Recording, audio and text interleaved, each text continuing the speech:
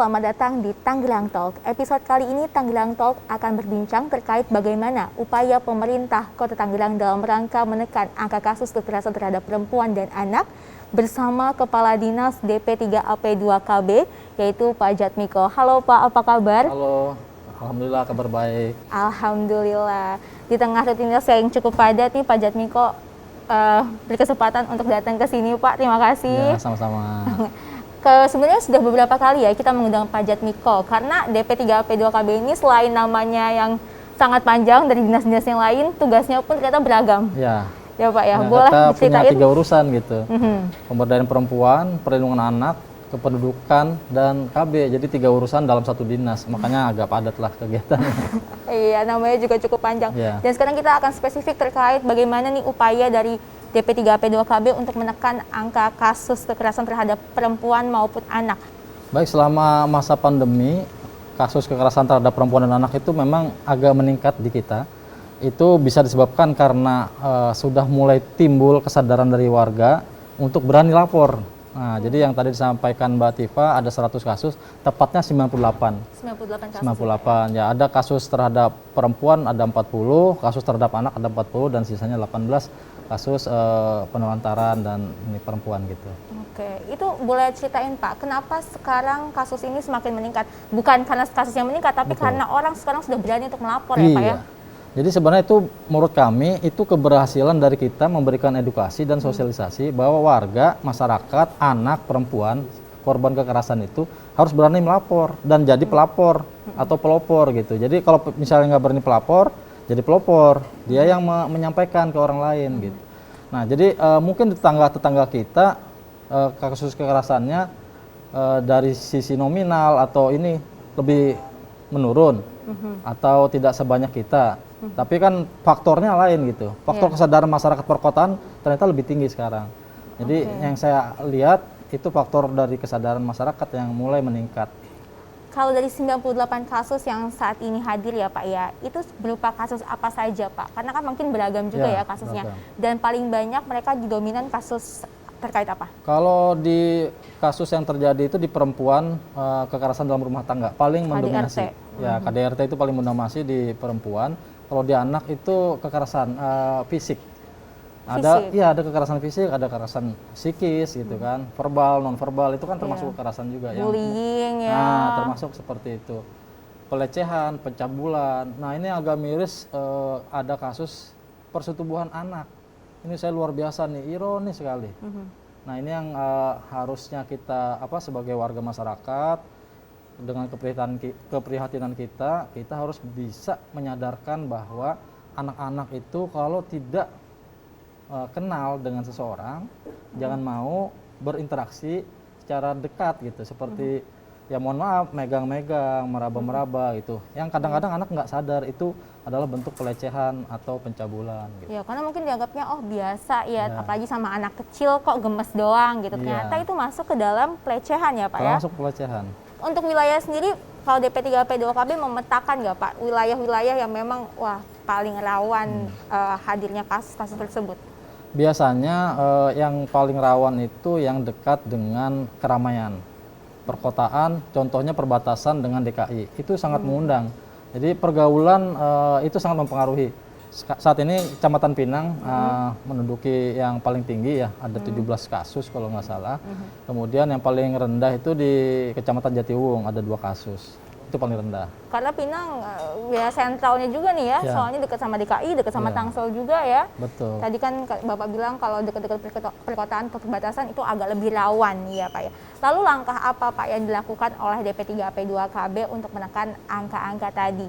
Kami dari DP3AP2KB sudah membuat semacam roadmap. Kita harus bagaimana nih dalam menekan angka kekerasan baik terhadap perempuan maupun anak. Kalau untuk terhadap anak kami bentuk namanya PATBM. PATBM. Ya, perlindungan anak terpadu berbasis masyarakat. Jadi semuanya berporos pada masyarakat. Dalam satu kelurahan kita bentuk satu kelompok 10 orang.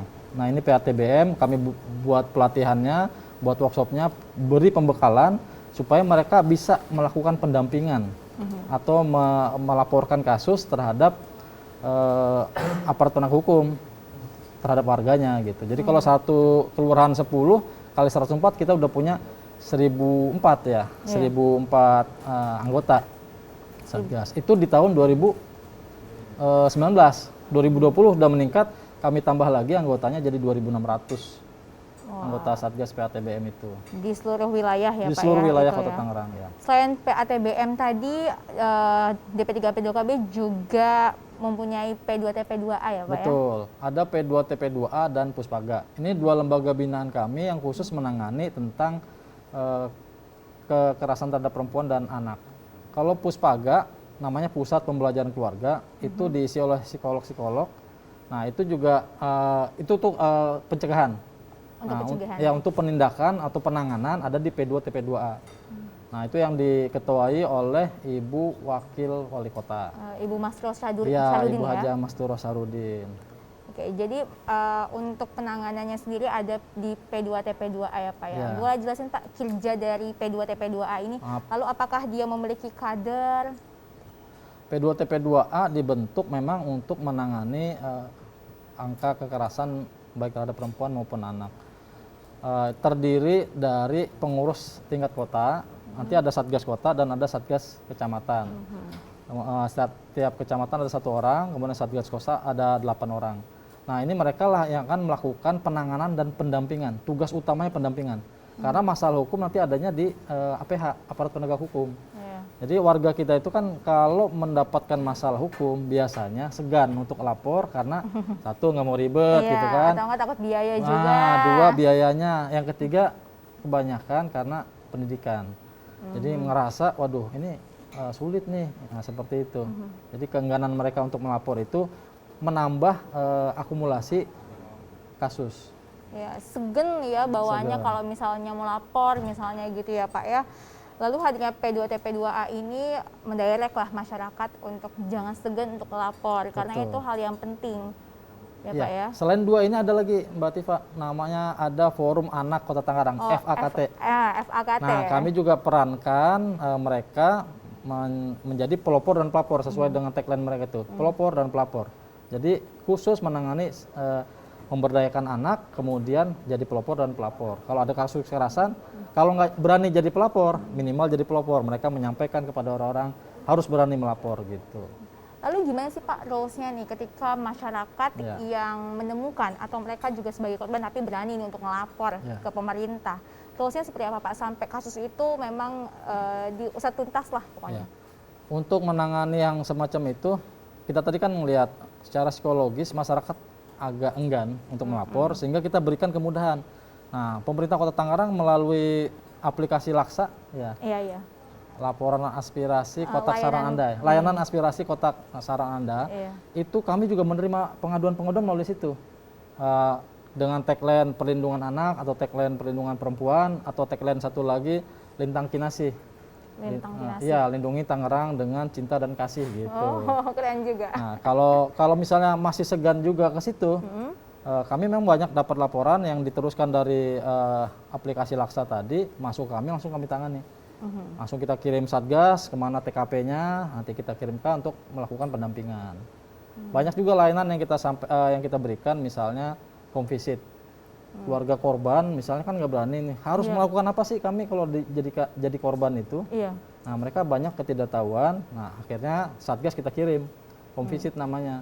Kita kirim, nanti mereka melakukan mapping, apa treatment yang harus diberikan kepada korban, pada keluarganya. Kalau ada trauma healing kita lakukan juga, ada konseling kita lakukan juga, termasuk pendampingan pelaporan ke Polres, pendampingan ke kejaksaan, sampai pendampingan sidang. Nah itu hanya pendampingan saja. Karena mereka kan buta, awam kadang-kadang. Kadang-kadang awam dengan masalah hukum. Kalau yang sudah melek hukum pun, kalau tidak ada pendampingan agak grogi atau kemana ya, kata seperti yang Mbak Tifa sampaikan, enggan juga gitu. Akhirnya kita beri motivasi bahwa ini sebagai pelajaran supaya tidak terjadi di orang lain seperti itu. Untuk sejauh ini sudah berapa kasus yang ditangani oleh P2TP2A ataupun DP3P2KB? Tadi yang saya sampaikan sampai dengan bulan September ini 98 kasus. 98 kasus 98 di kasus. tahun 2021 ya Pak ya? 2021. Salah satu yang menjadikan alasan masyarakat itu enggan untuk melapor atau menjadikan kasus ini suatu permasalahan. Iya, itu adalah masalah biaya. Nah, oleh karena itu pemerintah kota melalui APBD sebenarnya mereka nggak gratis sebenarnya. Yang membiayai pemerintah kota. Nah, gitu. Dibayar sama Pemkot APBD Tangerang. lah ya. Untuk membayar psikolog, memberikan pendampingan psikologis itu kita menggunakan psikolog. Itu kita yang bayar. Kemudian pendampingan kasus seperti Mbak Tifa sampaikan tadi, kalau lawyer kan mahal ya, masyarakat kadang-kadang nggak mampu ya. Nah itu kita lakukan pendampingan, kita punya ahli hukum yang sudah kerjasama dengan Pemkot Tangerang. Nah kita ada di Satgas P2 TP2A, ada 2 psikolog, kemudian ada ahli hukum. Nah mereka tuh yang memberikan konsultan hukum, memberikan konsultasi hukum supaya berani dan menindaklanjutinya ke aparat penegak hukum. Dan semuanya gratis, masyarakat tinggal datang atau tinggal lapor seperti itu, baik melalui online atau melalui telepon atau datang langsung ke P2 TP2A. Selain tadi biaya ya Pak ya, ada nggak sih alasan lain yang mungkin ditemukan nih oleh para Satgas kenapa sih nggak dari dulu aja ngelapornya misalnya? Dia berulang-ulang kali menjadi korban, baru kali ketiga misalnya berani untuk melapor. Biasanya apa Pak alasannya? Biasanya kalau seperti itu terjadi, satu ada intimidasi. Nah, yang kedua selain intimidasi adalah dia malu. Ini kan jadi aib keluarga, jadi aib saya. Seumur-umur orang akan menjustice saya adalah ini, seperti itulah.